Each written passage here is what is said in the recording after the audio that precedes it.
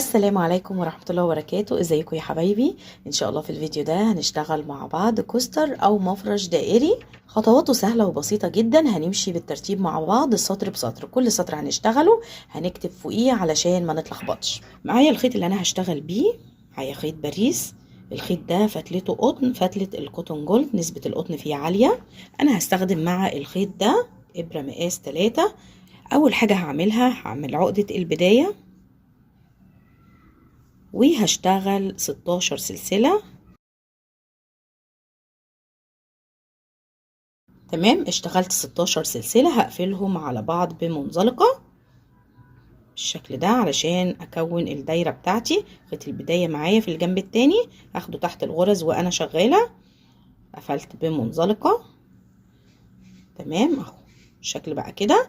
بعد كده هاخد ارتفاع 2 سلسلة ومش هحسبهم من ضمن عدد الغرز اللي انا هشتغلها. هلف الخيط على الابرة جوه الفراغ بتاع الدايرة وهشتغل 32 عمود بلفة. اشتغلت جوه الدايرة 32 غرزة عمود بلفة. الشكل بقى كده، ده السطر الاول وهنقفله مع بعض. هنسيب ارتفاع 2 سلسلة وهنيجي في اول عمود في حرف الفي وهنقفل بمنزلقة. بعد كده هناخد ارتفاع 3 سلاسل وفوق ال3 سلاسل هاخد 3 كمان، يعني هشتغل 6 سلاسل ورا بعض. هلف الخيط على الابرة المكان اللي انا طالعه منه بالارتفاع، انا طبعا حاسباه غرزة، هعدي الغرزة اللي بعديه وهاجي على الغرزة رقم 3 وهشتغل عمود بلفة. تمام، ده اول عمود في السطر التاني. بعد كده هاخد 3 سلاسل، هلف الخيط، هعدي عمود وهاجي على التاني هشتغل عمود، هاخد 3 سلاسل، هلف الخيط، هعدي عمود وهاجي على التاني هشتغل فوقيه عمود، وهكذا لاخر السطر. وصلت لنهاية السطر التاني، اشتغلت 16 عمود.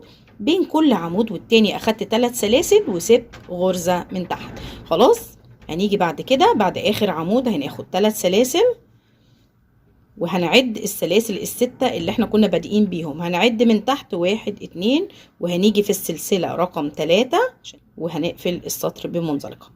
كده السطر التاني خلص معايا الشكل بقى كده. بصوا، هنبدأ السطر التاني مع بعض وهياخد 5 سلاسل، 3 ارتفاع وبعدين 2 سلسلة. هلف الخيط على الإبرة، هاجي هعدي الفراغ ده او 3 سلاسل وهاجي في اول غرزة عمود بلفة هشتغل فوقيها عمود زيها. بعد كده هاخد 2 سلسلة، هلف الخيط على الابرة وهاجي في الفراغ التاني على طول. اول فراغ انا سبته فاضي بالشكل ده، هاجي على الفراغ التاني بعد ال2 سلسلة هدخل وهشتغل 5 عمود بلفة جنب بعض. 1 2 3 4 ادي 5. تمام، وهنقفل ال5 عواميد دول على بعض علشان نشتغل غرزة حمصة. هنطول الخيط ده شوية او الحلقة دي شوية كده. شيل الابرة، هنيجي على اول عمود اشتغلناه من ال5 هندخل تحت حرف الفي او تحت الحلقتين. هاجي على الحلقة، بصوا انا عديت لورا ازاي او لظهر الشغل بتاعي. هاجي على الحلقة اللي انا سبتها هسحبها من العمود الاولاني واقفلهم على بعض بالشكل ده. كده اتكونت غرزة حمصة معايا بالشكل ده. بعد الغرزة دي هاخد 2 سلسلة، هاجي على العمود التاني اللي هو بعد غرزة الحمصة. بصوا الشكل كده، هاجي على العمود ده هلف الخيط وهشتغل فوقيه عمود بلفة. تمام، الشكل بقى كده. بعد العمود ده هاخد 2 سلسلة، هسيب المكان ده فاضي، هاجي على العمود التاني وهلف وهشتغل عمود بلفة. 2 سلسلة، الفراغ اللي عليه الدور هشتغل فيه 5 عواميد وهقفلهم بغرزة حمصة على بعض. الف الخيط جوه الفراغ، بصوا الشكل كده، جوه الفراغ ده هشتغل 5 عمود بلفة. 1 2 3 4 5.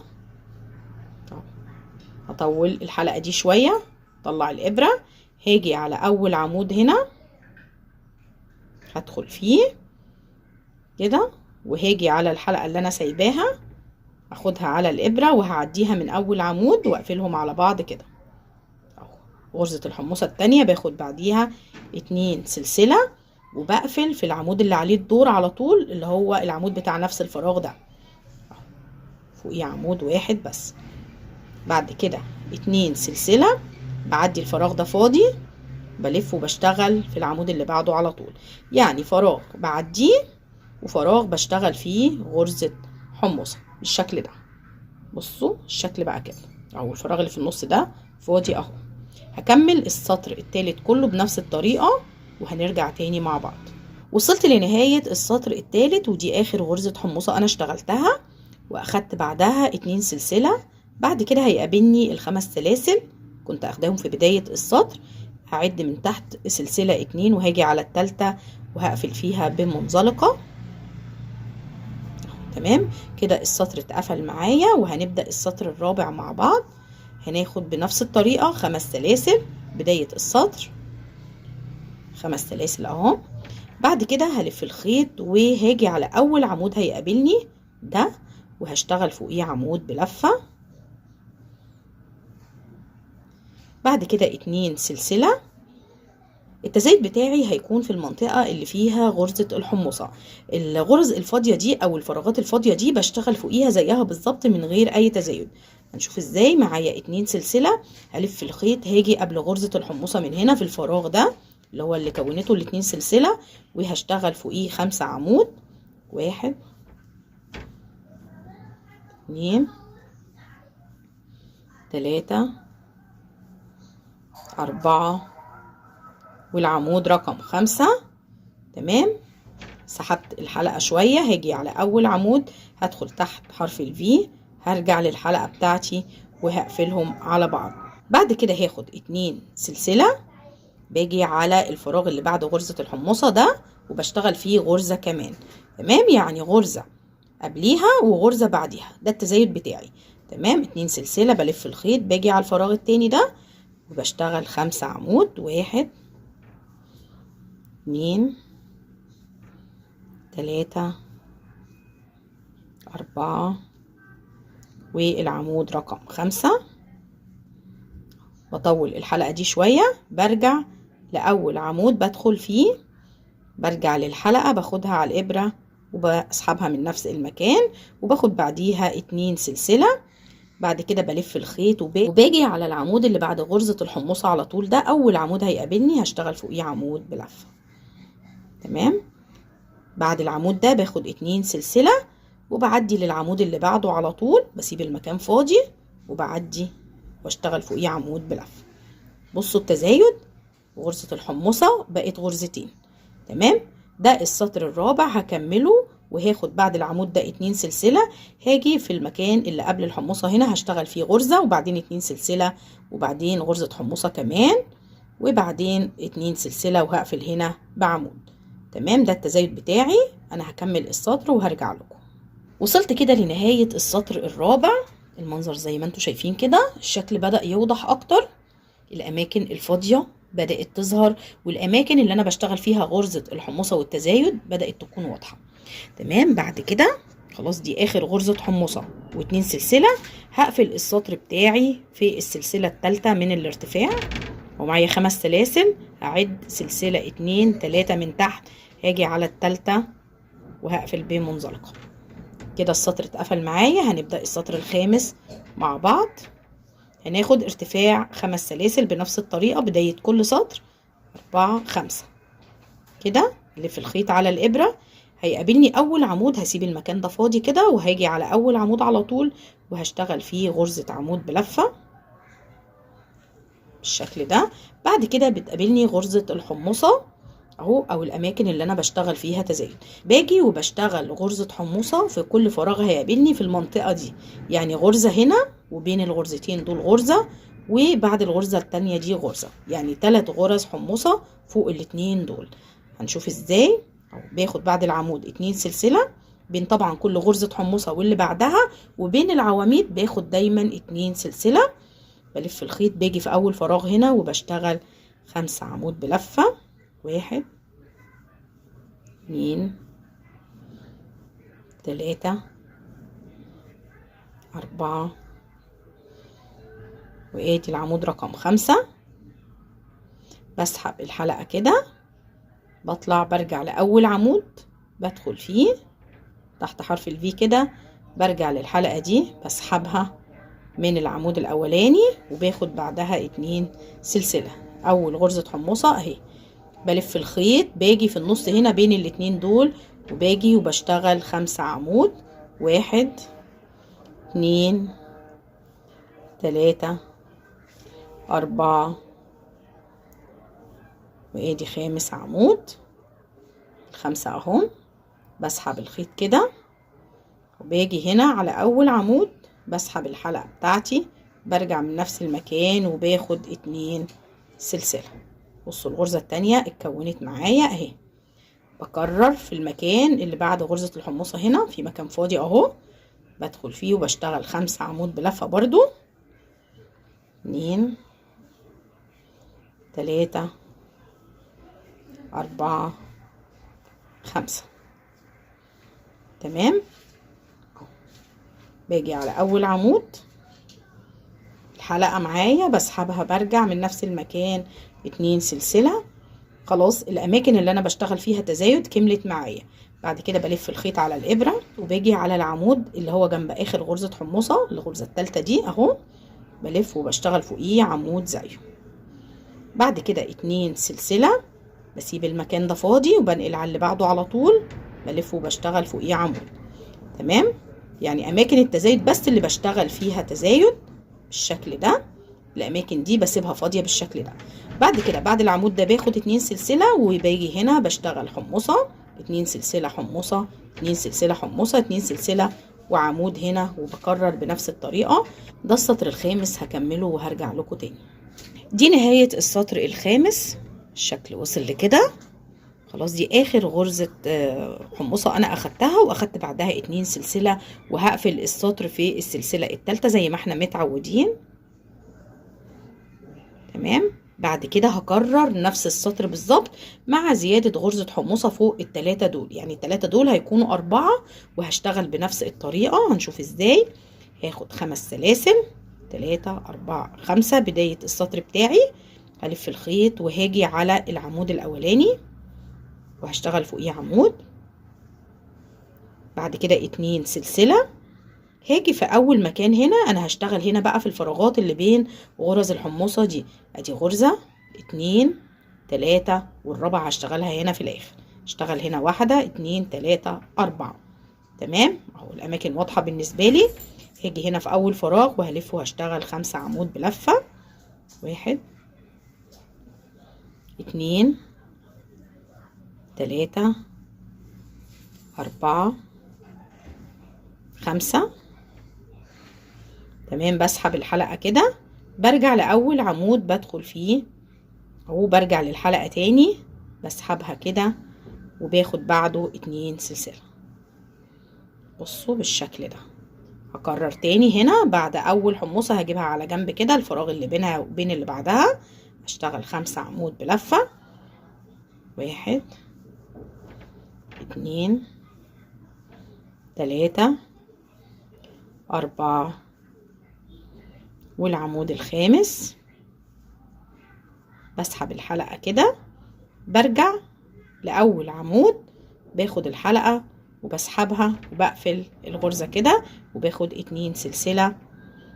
اللي بعدها بجيب غرزة الحمصة على جنب جنبها فراغ، بلف الخيط وبشتغل 5 عمود بلفة. 1 2 3 4 5. بسحب الحلقة كده، برجع للعمود الأول وباخد الحلقة وبعديها من أول عمود وباخد 2 سلسلة. تمام. آخر غرزة اهو، بعد آخر غرزة حمصة هنا بعد الغرزة الثالثة بلف الخيط وبشتغل 5 عمود. 1 2 3 4 5. بسحب الحلقة، برجع لأول عمود باخد الحلقة وبرجعها من العمود الاول وبقفل الغرزة وباخد 2 سلسلة، كون معايا 4 غرز حمصة. بعد كده بلف الخيط، باجي على العمود اللي عليه الدور على طول اهو، اللي جنب غرزة الحمصة بالظبط، بشتغل فوقيه عمود، باخد 2 سلسلة، باجي على المكان الفاضي ده بسيبه زي ما هو، باجي هنا في العمود اللي بعده بشتغل عمود، باخد 2 سلسلة وبكرر بنفس الطريقة. تزايد هنا ال3 حمصات دول بخليهم 4 وبرجع بشتغل في المكان ده زي ما هو بالظبط. تمام، ده السطر رقم 6، هكمله وهرجع لكم تاني. وصلت لنهاية السطر السادس، اشتغلت اخر غرزة حمصة واخدت بعدها 2 سلسلة. هنقفل السطر، هنيجي هنا في السلسلة الثالثة وهنقفل السطر بمنزلقة، وهنبدأ السطر السابع مع بعض. هنبدأ نعمل تناقص في غرزة الحمصة، هنا 4، هنبدأ السطر السابع نخليهم 3 بس. هنشوف ازاي. هنيجي هنا، انا قفلت في السلسلة الثالثة، انا محتاجة ان انا اشتغل جوه الفراغ ده، هاجي جوه الفراغ وهاخد منزلقة عشان اكون في النص بالظبط. بعد كده هاخد ارتفاع 4 سلاسل، 1 2 3 4، ارتفاع غرزة العمود بلفتين، وفوق ال4 سلاسل هاخد 7 كمان، 1 2 3 4 5 6 7، معايا 11 سلسلة. بداية السطر السابع هلف الخيط مرتين عشان هشتغل بغرزة العمود بلفتين اهو. بصوا، هاجي هنا في الفراغ، جوه الفراغ نفسه اللي انا اشتغلت فيه ده او اللي انا اتنقلت جواه ده، وهاخد الخيط وهطلع من حلقتين في حلقتين في حلقتين. دي بداية السطر بتاعي.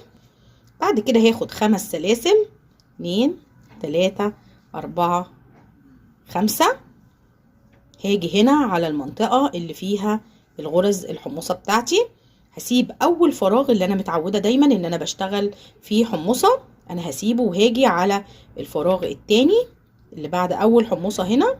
بصوا المنظر ده، انا هسيب ده وهنقل على ده على طول، هلف الخيط وهشتغل غرزة حمصة 5 عواميد، 1 2 3 4 5. هسحب الحلقة شوية كده، هرجع للعمود الاولاني، خلي السلاسل على جنب كده، هرجع لاول عمود اشتغلته في ال5 في حرف الفي، وهاخد الحلقة واعديها من نفس المكان كده، وهاخد 2 سلسلة. هكمل الفراغ اللي بعده، هشتغل حمصة جديدة، ادي اول عمود، 2 3 4 5. اطول الحلقة شوية كده، هرجع لاول عمود وهرجع للحلقة اخدها على الابرة وارجع من نفس المكان وهاخد 2 سلسلة. احنا محتاجين هنا 3 حمصات. التالتة هنا في الفراغ اللي بعده على طول، هلف الخيط وهشتغل 5 عمود، 1 2 3 4 5. دي الحمصة التالتة. ارجع لاول عمود، اخد الحلقة واقفل العواميد على بعض واخد 5 سلاسل، 2 3 4 5. الفراغ الفاضي ده هاجي جواه وهلف وهشتغل عمود بلفتين اهو. تمام. بعد كده بعد العمود بلفتين هاخد 7 سلاسل، 3 4 5 6 7. بصوا المنظر ازاي، هلف وهاخد عمود كمان بلفتين اهو، من 2 في 2 في 2. تمام. بعد كده 5 كمان، 2 3 4 5. بصوا المنظر اهو. اخدت بعد اخر حمصة اخدت 5 سلاسل، وبعدين عمود بلفتين في الفراغ ده اللي انا كنت دايما سايباه فاضي، 7 سلاسل، عمود بلفتين، 5 سلاسل، يبقى الحته اللي في النص دي بس 7، هنا 5 وهنا 5، ودول عمود بلفتين، 2 عمود اهو. شايفين الشكل ده. بعد كده هلف، هسيب اول فراغ المفروض ان انا اشتغل فيه، هاجي على الفراغ التاني بعد الحموصه الاولانيه وهشتغل حموصه جديده بنفس الطريقه اللي اشتغلت بيها الجزء ده. يعني انا محتاجه هنا 3، هاجي هنا الفراغ التاني والتالت والرابع، في اخر فراغ هسيبه وهاخد بعد الحمصة الاخيرة 5 سلاسل. ده السطر السابع، انا هكمله بنفس الطريقة وهرجع لكم نقفله مع بعض ونبدأ السطر الثامن سوا. وصلت لنهاية السطر السابع واخدت بعد اخر حمصة 5 سلاسل. هيقابلني بعد كده الارتفاع والسلاسل اللي انا كنت اخداها. هعد من تحت سلسلة 2 3 وهاجي على السلسلة رقم 4، السلسلة الرابعة هدخل فيها، هسحب الخيط وهقفل السطر بمنزلقة. كده السطر السابع خلص معايا. بعد كده هاجي وهشتغل في الفراغات دي اهو. اول حاجة هعملها هاخد ارتفاع 4 سلاسل، لان انا هشتغل السطر الجاي بغرزة العمود بلفتين والحمصة طبعا. سلسلة 2 3 4. بعد كده هاخد سلسلة زيادة، هلف الخيط مرتين وهاجي جوه الفراغ. شغلي هيكون كله جوه الفراغات دي، تمام، اللي في النص دي. خلاص هلف مرتين، هاجي جوه الفراغ وهشتغل عمود بلفتين، اطلع من حلقتين في حلقتين في حلقتين. بعد كده هاخد سلسلة واحدة، هلف مرتين وهنزل وهطلع من حلقتين في حلقتين في حلقتين. بعد كده سلسلة واحدة. بعد كده هلف الخيط مرتين، هدخل جوه الفراغ تاني وهشتغل وهطلع من 2 في 2 في 2. وبعد كل عمود هاخد سلسلة. انا هكرر لحد ما يوصل عدد العواميد معايا جوه الفراغ ده ل10 عواميد بلفتين، كل عمود والتاني بينهم سلسلة واحدة بس. اشتغلت جوه الفراغ لحد ما وصلت ل10 عواميد بلفتين بين كل عمود والتاني في سلسلة واحدة. خلاص ده العمود رقم 10. هاخد بعد العمود رقم 10 3 سلاسل، 1 2 3، وهرجع هشتغل الحمصات بتاعتي. لكن التلاتة دول عامل لهم تناقص وهيكونوا 2، لان انا بنقل على طول على بعد الحمصة الاولى، ما بشتغلش هنا خالص. تمام، باجي هنا بعد اول حمصة بلف وبشتغل ال5 عمود بتوعي. 1 2 3 4 5 اهم. تمام، بسحب الحلقة دي كده، برجع لأول عمود بدخل جواه وبقفل ال5 على بعض. تمام، بعد كده باخد سلسلة 2. بصوا بالشكل ده اهو. تمام، برجع اكرر تاني حمصة تانية. لو اخدنا بالنا الحمصات كانوا 4 بقوا 3، وفي السطر ده العدد هيوصل لحمصتين 2 بس. بعد ال2 سلسلة بلف وبشتغل حمصة كمان هنا 5 عمود بلفة.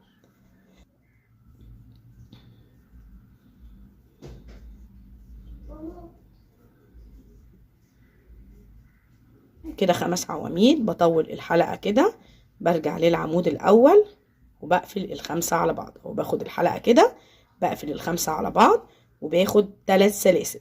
يعني في البداية 3 سلاسل وفي النهاية 3 سلاسل، وبين كل حمصة والتانية في سلسلتين 2 بس. بعد ال3 سلاسل بلف الخيط مرتين، باجي بقى على الفراغ ده اللي هو على شكل 7 ده، شايفينه اهو. هنا بشتغل 10 عمود بلفتين بين كل عمود واللي بعده في سلسلة واحدة بس. وبعد العمود العاشر باخد 3 سلاسل وبشتغل الحمصتين بنفس الطريقة دي. ده السطر الثامن، هكمله وهنرجع نشوف شكله عامل ازاي. وصلت لنهاية السطر الثامن. خلاص دي اخر 3 سلاسل انا اخدتها. هاجي هنا في السلسلة الرابعة من الارتفاع، اعد 1 2 3 4، هدخل وهقفل السطر بمنزلقة. كده السطر خلص معايا اهو. تمام، بصوا المنظر بقى كده. لو بصينا لعدد غرزة الحمصة هنلاقيها في السطر ده وصلت ل2 بس. تمام، السطر اللي جاي هنعمل تناقص وهنشتغل غرزة واحدة بس زي اول سطر اشتغلناه من الحمصة. تمام، بعد ما قفلت السطر هنبدأ السطر التاسع مع بعض، وهناخد ارتفاع 4 سلاسل 3 4، وفوق ال4 سلاسل هناخد 2 سلسلة كمان. يبقى بدأنا السطر التاسع ب6 سلاسل. هلف مرتين، هاجي على اول عمود وهشتغل فوقيه عمود بلفتين، اطلع من 2 في 2 في 2. بعد العمود الاولاني هاخد 2 سلسلة، هلف مرتين، هاجي على العمود اللي بعده وهدخل وهشتغل عمود بلفتين وشغلي كله هيكون فوق العواميد. هاخد 2 سلسلة، هلف مرتين، هاجي على العمود اللي بعده وهشتغل فوقيه عمود بلفتين. يعني هشتغل فوق كل عمود بلفتين عمود زيه، لكن هاخد بين كل عمود والتاني 2 سلسلة لحد ما اكمل شغل فوق ال10 عواميد دول. وصلت لاخر عمود في ال10، المنظر بقى كده. تمام. بعد اخر عمود ما باخدش 2 سلسلة، باخد 3. دايما قبل غرز الحموصة وبعدها باخد 3 سلاسل. خلاص، بعد ال3 سلاسل 1 2 3، السلسلة التالتة اهي. بلف وباجي هنا بين الحمصتين دول وبشتغل 5 عمود بلفة. اول عمود عواميد عادية بقى بلفة واحدة عشان اكون غرزة الحموصة بتاعتي. العمود التالت، العمود رقم 4. تمام. والعمود رقم 5. بسحب الحلقة دي بطولها شوية، برجع لأول عمود اهو، بدخل في حرف الفي بتاعه كده وبرجع للحلقة، بسحبها من نفس المكان وباخد 3 سلاسل بعد الحموصة دي، لان هي حموصة واحدة بس اللي بنشتغلها. بعد كده بلف مرتين وباجي فوق اول عمود بيقابلني وبشتغل عمود بلفتين زيه. تمام. وبعد كده 2 سلسلة اهو، بلف مرتين العمود اللي بعده. خلاص، وبكمل فوق ال10 عواميد بنفس الطريقة اهو، كل عمود فوقيه عمود وبينه وبين اللي بعده في 2 سلسلة. بوصل هنا للحموصة دي باخد قبلها 3 سلاسل، بشتغل غرزة حموصة في النص هنا بين الاتنين دول وبرجع 3 سلاسل وبكمل شغل في العواميد زي قبل كده.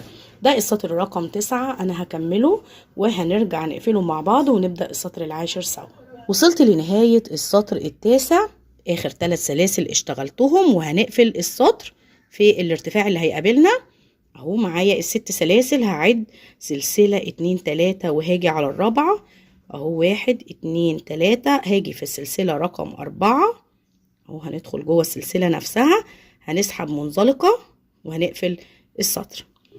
وبعد غرزة المنزلقة انا المفروض ان انا هشتغل في الفراغات اللي بين العواميد دي، اللي هما ال2 سلسلة اللي بين كل عمود والتاني. خلاص، انا المفروض اجي جوه الفراغ الاولاني اللي هو هنا ده، هدخل وهاخد غرزة منزلقة عشان اكون موجودة فعلا جوه المكان ده.